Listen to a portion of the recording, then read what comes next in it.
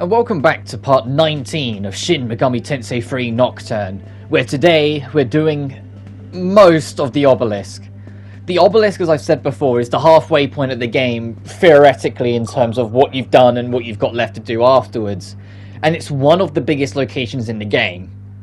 In fact, the only place you're really going to find bigger than it is the Labyrinth of Amala when considering everything of it, and the final dungeon of the game. So needless to say, we're going to be spending a nice long while in here. There's also a puzzle in here that if you don't really understand or can get a grasp of, you're going to be here a while. And there are also enemies like these guys here that straight up reflect physical, so the only way to hurt them is through magic. And so all in all, if you don't have mana refill in your party, or at least some members of your party, you're gonna start to suffer in places like here. It's a very long stretch, you don't have much breathing room, you're gonna be forced to use magic to win encounters, you're just gonna be here a very long time. But that being said, once you do know what you're doing, do know what to expect, and start working your way through it as and should be, it should only take you like an hour and a bit. Like, it's still going to take you a while because this place is huge, but you're not going to be spending like 4 or 5 hours plus in here like you probably will on your very first playthrough if you don't know what to expect. I know I did. I spent an entire day in here on my original playthrough because I just didn't know what I was doing and I was just messing around, running around all the time. But then like twice I had to backtrack to an earlier part just so I could try and get some more MP on my party because I didn't have mana refill on my whole party at that point. And keep in mind this was back in base Nocturne where you didn't get to pick what skills you inherited. So there were a couple times where I straight up just had to admit defeat and give up mana refill because I knew the skill lineup I was getting was not going to be that good again anytime soon.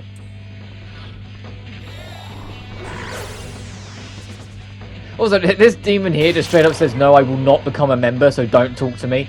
Which is like, no, okay, thanks, guys. So this is another location where, for the most part, you can't recruit anything. It's just the nature of how it is. It's why I end up forgetting to do negotiations so often, because there's so many places in the game where you straight up can't. For like one reason or another, especially if you're near, well, you speaking of reason, if you're near places surrounded by a character's reason, then it becomes far harder to recruit anyone. Like, once the reasons start to become more fully developed, demons of certain types will start flocking to them that respect or agree with or just follow their reason, their theory of how the world should be built afterwards. Those demons will always be a nightmare to try and convince to join your side afterwards. But once you head down the main corridor, you'll sense what the main boss of this place is. Just as Lord Hikawa predicted, it seems a rat has wandered in. I assume you are here for that woman, but we three sisters guard the obelisk. We are quite unlike that useless Osei. If you want her back, you must defeat us. Well, if you can get to us in the first place. Kagutsuchi repeats the process of birth and death. It will not wait for you. Now, come.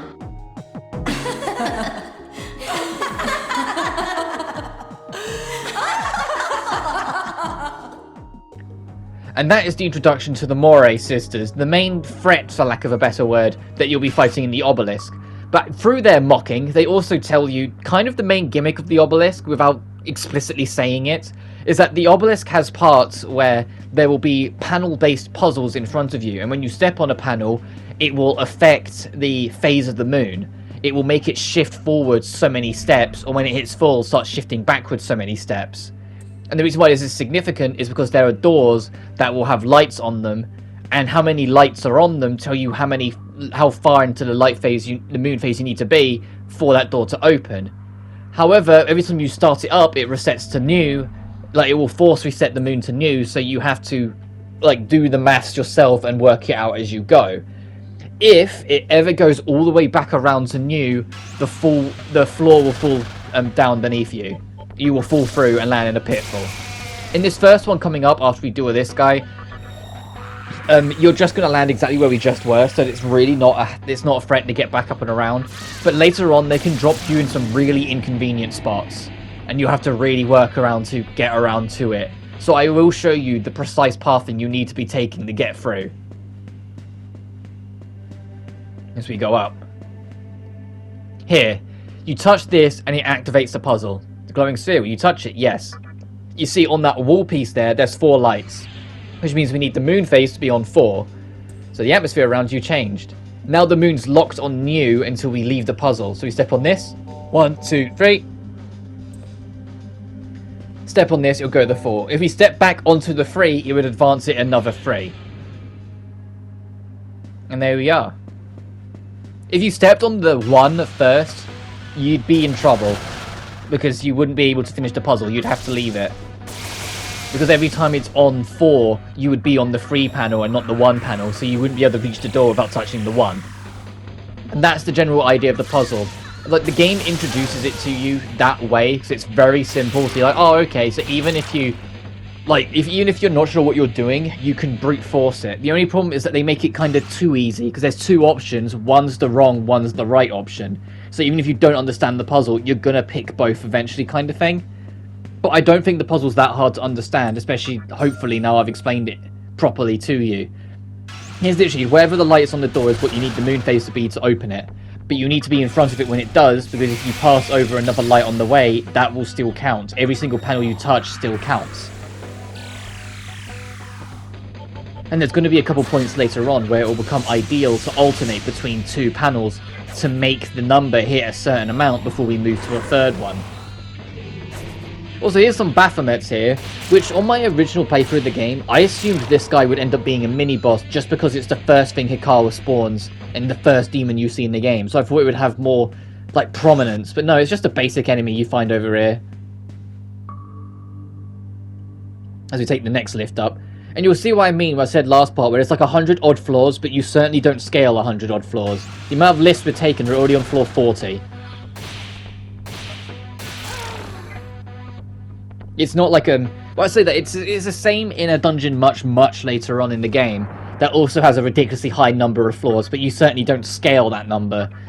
You take a lot of lifts throughout it, it's just you end up on a ridiculously high floor number by the time you get through it. The only dungeon that I've ever experienced in a Shin Megami Tensei, that at least from the ones I've played, that looks big, and then when you go through it realizes it's exactly as big as it looks, is the Edge of the Universe in Shin Megami Tensei 4 Apocalypse, the true final dungeon of that game. That dungeon is gargantuan, looks it, and then when you go through it, actually is.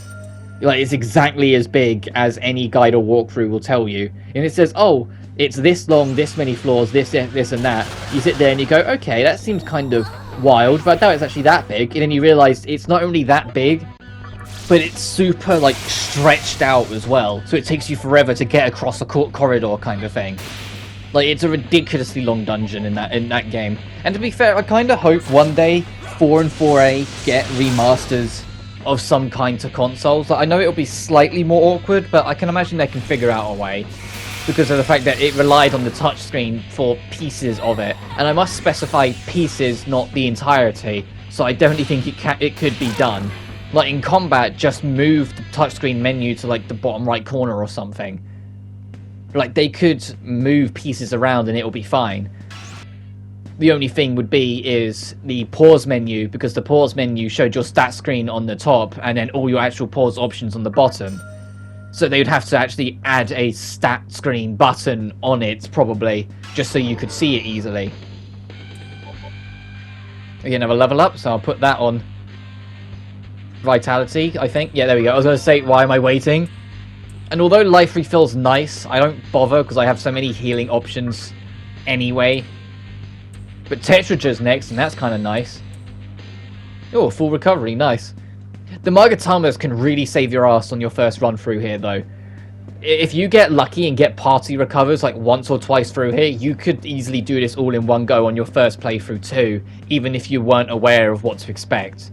So I do this on one take as well, even though it's not one video because it just took so long. But I do the entire dungeon stretch in one go. I don't backtrack for any reason other than loot, but I don't leave. I only backtrack if it's a requirement to get more loot. That encounter, I think, ended up being a bit annoying, which is why I had to heal first.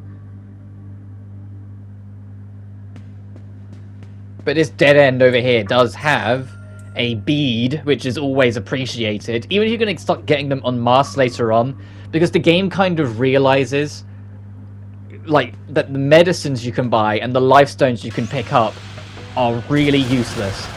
Like the life stones have a bit more purpose because they're percentage based, so they will always do quite nice for you throughout the course of the game. But the medicines as a whole, are no, they're useless. The reason why I buy 99 of them is because I can waste 30 of them to heal one member of my party later in the game, and like that's it.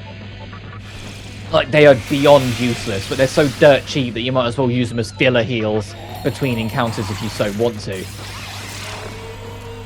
I was kind of hoping that would hit the one that wasn't frozen so I could just crit strike the other ones endlessly, but whatever. Things happen.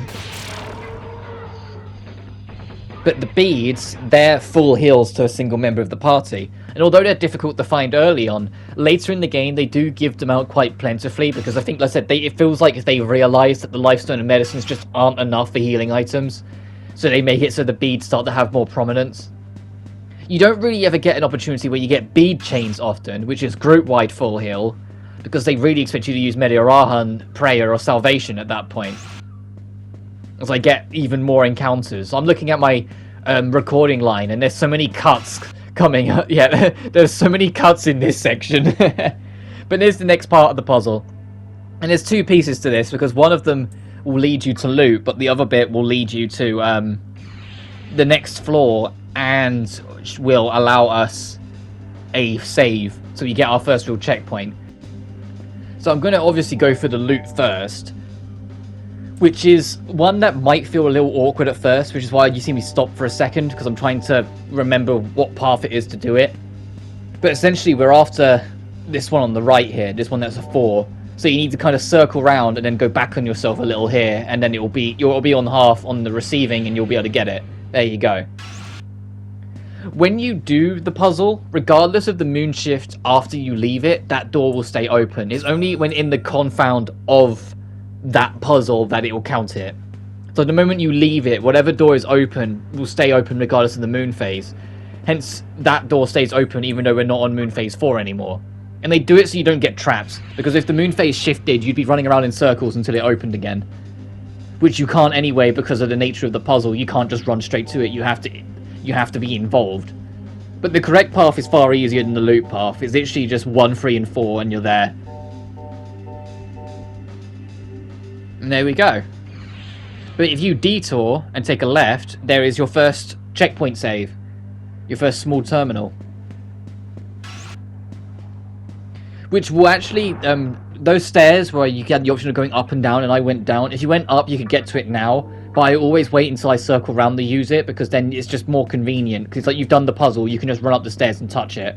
Like you don't have to go around the whole way around and do the puzzle again. As we go up, another, 8 floors. This is actually my favourite part of the puzzle, entirely because it sets my nostalgia off the roof, through the roof. Because I immediately think of Sonic Adventure Stage 9, when you're running up the cubes up the wall. It's a similar deal. You look at the puzzle up the wall and you touch the cube and you go along the pattern. I know the path off by heart, which is why I didn't even look, but it's still... I just like this idea of a puzzle. I always enjoy these kinds of puzzles. It's like processing it through and working your way up. And I just immediately, for me, go straight to nostalgia Sonic Adventure 1, the very first game I ever completed in my life. Where in the 9th stage, there's a part where the walls are structured like that, and you have to run up them and follow the path along. But there are these switches that move the blocks around, so you can open up new paths and take off old ones. There's someone to chat to over here as well, but I can tell you right now, it's really not worth it.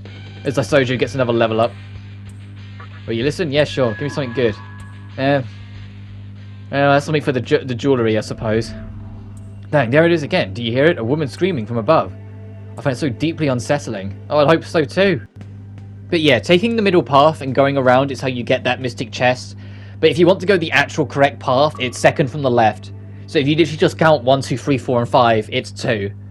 But it's just every time you take the path and end up at the top, you have to kind of go the long way around to get back down.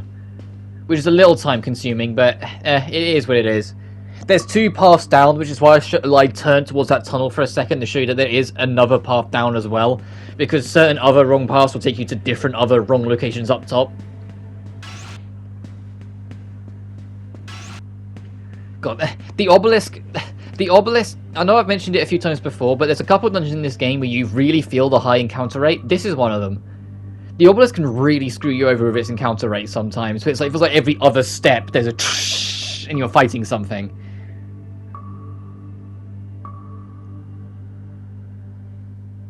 But when you get up top here, there's a lift right in front of you. What am I standing around for past me? Yeah, come on. Yeah, there we go. I was going to say, why am I standing around? You need to take the lift. Then up here, there'll be 2 more paths. And you have to pick which one to go on. This one is the correct one to go on. You go on the other one, you're just going to end up getting yourself in a location you can't really get out of easily. And we have another one of these. Hey. And I think this is the first one that introduces blank spaces. Yeah, you see that one on the bottom left is just a blank space. There's no lights on it. You'll still stand on it. It's just it won't affect anything on the moon. So you can use that to your advantage to alter things to your desire. But you want to go 21414 to get access to this side path. There we go. Because when you go over here, there's actually 2 turn-offs. One that leads to loot, one that's a little disingenuous. Doesn't take you where you need to be. So take this one.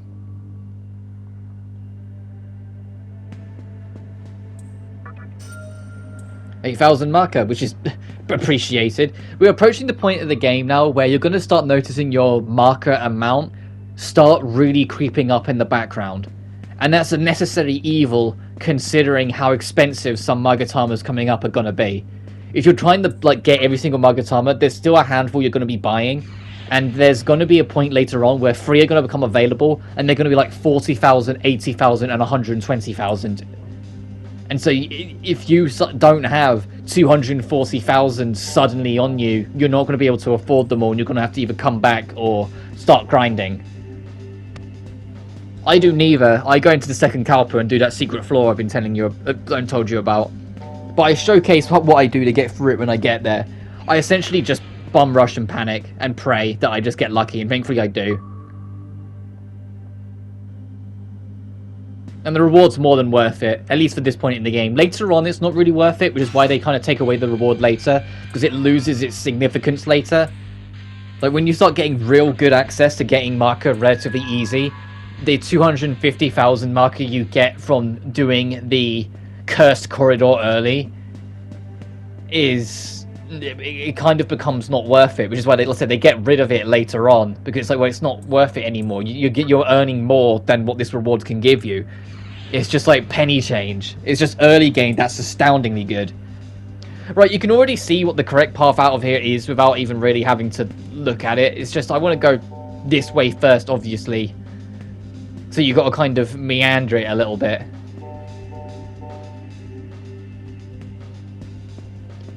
So you touch it again, it'll go back to 7 because it will rotate round. And then again. 6, 5, 4. There we go.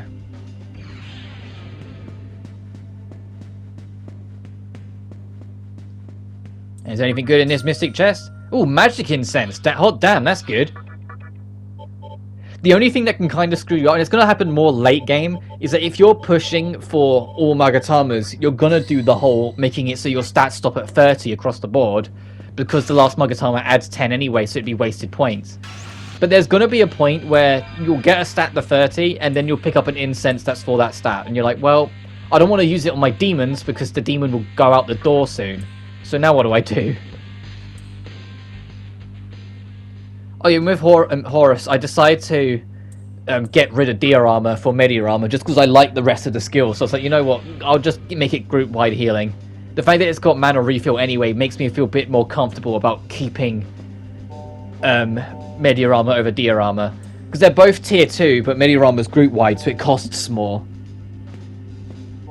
And this one's easy as well. It's literally 3-1, 3-1, and it'll open the door. This leads to the next lift. And also another Tater to the left, which you do want to take, because there's more to this left than just another little save. You might have just spotted it. They actually put a Cathedral in Shadows down here. Because at 77 floors up, they're like, you know what, maybe you've managed to pick up a couple demons, because it is possible in the Obelisk, just like I said, more difficult. And so maybe you want to fuse something else to make up for the lack of mana you might be missing. Oh, and here's me showing off how significant the teardrop demons are, the things that you can get from the jewelry shop, the Mitamas. I had to think what their name was for a second. The Mitamas can artificially boost stats, but there's a limit. The limit is twice their base stat, which is still huge. So if you've got the jewels spare, like, grind them up. And there's I can't remember specifically what ones, but each Mitama boosts specific stats and will always boost those specific stats no matter what. You can see I really want Sati. I really want Sati, or Sati, or Sati, or however it's pronounced, because I know how good she can be. But you can pick up Hellbiker, so I eventually just go, you know what, screw it. I end up not using Hellbiker. Are you sure? But I felt like for the sake of getting it, nabbing it now, nab it. Because at some point, like when I'm done with the Let's Play, and it won't be anytime soon, because obviously once I finish recording this, and everything's done, I'll take like a week off or so, but then after that I'll be doing Neptune and then 7 Remake. Like, I'm not going to be replaying this game that much anytime soon. But at some point I do want to try and 100% the compendium. I do want to take that challenge. Which means there's a side quest I need to do that I've never bothered doing before, because its only reward is opening up a new fusion material. But it requires you to go like into the 4th Kalpa of the Labyrinth of Amala, do a very specific path to talk to an NPC that triggers the side quest and gives you a hint where to go. Then you have to leave like the entire dungeon, find this very specific grave to get this very specific item, like this I think it's like a refresh bell or something like that it's called. Bring it back to that person in the 4th Kalpa, who will then trade it for a different bell. Then you'd have to take it to someone else, and when you do that, will then allow you to make that fusion. It also gets you an additional scene when you look through the peephole when you talk to the lady and the old man. So I might do that. Like, I've recorded the 4th Kalpa now, so I didn't record that side quest because I was like, no, I don't want to do it when I know I'll be doing it later. But now I'm thinking about it out loud, it'll probably be wise for me to do. It's just I need to track down where that grave is. I'll just look it up if I'm honest. I've never bothered doing it because I've never been fast about getting 100% compendium, but I might try for Nocturne Remastered. Now, to be honest, it's a lot easier to do so. There's a lot of quality of life stuff I've talked about before that they've added that does just make life so much easier. And ultimately, even if I don't really like it, I can just buy that DLC that lets you grind out levels and money really easily. So I can use that to get the resources to really make the most of my Demon Compendium and fuse up everything I need to fuse up, because I can just keep on grinding money and then summoning more, then fusing everything off, then summoning more, then fusing everything off, etc, etc. But like I said, I'm kind of opposed to that. I'm not a fan of that idea. Oh, here's another one that shan't become a member, so yeah, thanks. Even though, like I said, you can convince them, it's just harder.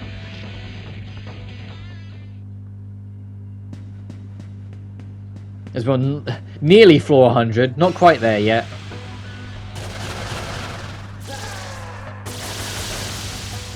Ow. Oh, hello. Hey, you got a spare bead? No. It's like you got a death wish. I'm not giving up my beads yet, but not that late in the game. Much later on, when you have like 30 odd, yeah, sure, I'll consider it. If we'd given him one, he probably would have just given us a life stone back, because that isn't like out of the realms of possibility in this game. They can be really mean sometimes, where they'll just go, oh yeah, we got something for you, and you're like, and it's like far worse than what you gave them. I think the worst I've had was he asked for a bead chain. I gave it to him and it gave me 500 marker. Like, you can't even buy bead chains, you fucks. It's like, you gave me 50,000, at least then that's somewhat worth the bead chain, but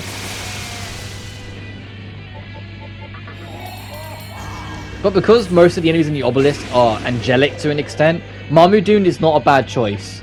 It's not going to connect often because it's still an instant kill, and it's not being used on you, so of course it doesn't want to connect. But it holds value, it holds significance. Ow, ow. And also be careful of that, because I nearly end up tanking a death there. I just got lucky that the two Tengus decided to leave and not fight.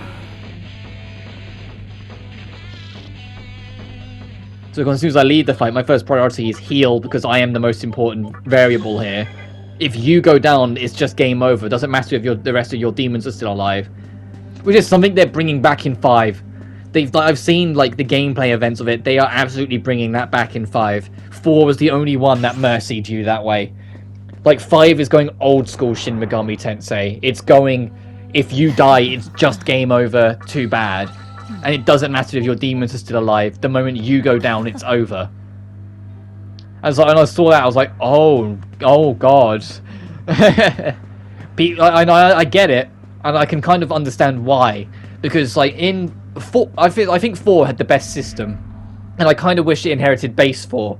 But 4 Apocalypse, every time you died, you'd go back to Dugda, and Dugda would just say, hey, do you want to go again? And you'd say yeah, and you just send you up for free. So you essentially had infinite retries. So although it was a very difficult by the encounter game, it really wasn't that hard in endurance, because every time you died, the Dugda would just say, do you want to go again? And you'd say yes. Whilst in base 4, they had a thing where you went to the River Styx, and the Guardian there would fine you to send you back up. And that fine was dependent on how far in the game you was, what your level was, and what your money was. It would take like a set amount, and if it took enough that it took more than what you had, it put you into debt. And if you were in debt, any money you earned from that point went to paying off that debt, so you essentially had 0 marker until you paid off the debt entirely. But if you died again at any point before that debt is paid, then you'd be told where to stick it, and you would get your game over. So you always had more chances. If you were absolutely loaded, you could burn out your wallet on giving yourself more chances in fights. But if you're lowish on money, one death, you'll put like 10,000 in debt, and you're like, oh, okay, now any amount of marker we get is only going towards that. And it was a really fun system that, to be honest, I don't touch. In both 4 and 4 Apocalypse, more so in 4 Apocalypse, because I didn't really like the whole Dugda gives you free revives thing. Anytime I died, or was in an encounter I did not like, I reset the game. Like on my 3DS save, it says I've launched SMT4 something like 300 times. And it's just because every single time I've died across my many playthroughs, I've immediately reset. I've just turned the game off and turned it back on. I don't go, because it's actually quicker to, in 4 and 4 Apocalypse, it's quicker to turn the game off, turn it back on, and then load your save, than it is to go through the dialogue of asking to come back and paying the fine, or just Dugda sending you back. Also, that lift at the back here, it takes you underneath the starting. So in that starting room, when I said if you look down, you can actually see more floors. Yeah, I meant that. You can see more underneath it. But you're in the absolute thick of it, of the Mugetsuhi. So good luck trying to talk to any demon, because they're going to be in a bloodlust. And there's not too much actually good down here, but there is stuff here. There's also a trap box down here. I think it's this one. No, it's not. Okay. Is it the next one then? It's one of them, and I know because I remember when I was recording, so I look at it and then do no. Yeah, that's the trap box. That will just blow up if you open it and hurt you. So just leave it. But your reason for wanting to come down here is that the ultimate reward at the end is a one-of-a-kind item. And it's a very unique item that you're going to always kind of pick up and keep around, but I assure you has selectively limited uses. Also, I don't keep Tetraja, which makes it so for the rest of that turn you're immune to light and dark, and I probably shouldn't have, because it's kind of good. But we got the Spyglass. This is your one-of-a-kind. It's analysis, but as a reusable item, which is why I said get rid of analysis early, because it loses its relevance later. From that point onwards, I backtracked back to that Fountain of Life that we passed by earlier. You know, the one where we split the path and took the lift. Instead, we're going to take this right and go up the stairs and ride it further up the floors. You're going to see a couple split paths along the way, and you're going to see me spend some time debating which is the correct path to see if I can remember, because I didn't really... Well, I haven't followed a guide for this, but I was working off my notes. It's why it's the same as in the Assembly of Nihilo, where I did a practice run beforehand and made notes. But my notes kind of stopped at around floor 98, 99, because I knew the rest of it from beyond that was kind of linear. So it's why you'll see me kind of stop and debate where I need to go again a bit more. Because it's not that one, it's the next one up, I think. No, it is that one. God damn it, past me. And present me, because we both made the same mistake, I suppose. And you can see these glowing bricks, we're going to be standing on them soon. Which is why this staircase doesn't go that high compared to the rest. And now it's time for the big lift. When you take the big lift, you are pretty much done, and this video is going to be wrapping up soon. Because all that's left is the one last iteration of that puzzle, and then the main boss, and the wrap-up scene for the Obelisk. So...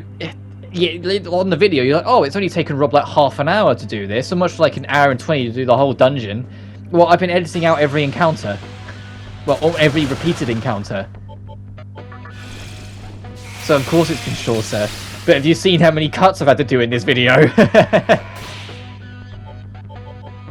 But it's basically, like, once you know what you're doing, Obelisk to Torment-Tower really isn't that bad. It's just on your first playthrough it will absolutely take you hours, and that's a guarantee, especially with the encounter rate. If the encounter rate is genuinely a problem for you, but like say like you know you're really high level and nothing's a threat in here because of how it is, but the encounter rate is still just being really unfortunate towards you, try and maybe get a stoma. If you can get, I think it's 15,000 mark, I can't remember if it's 15 or 25,000, but one or the other, get that Shady Broker on the first Cowper, the Labyrinth of Amala, talk to him and buy that demon off him, because that demon will have a stoma on it. It will have a stoma, it will have Liftoma, it will have the brightness one, and it will have the one if you want to make it so the encounter rate is up, which is wild, but it's there. But it can help a lot here, just by getting through it quicker.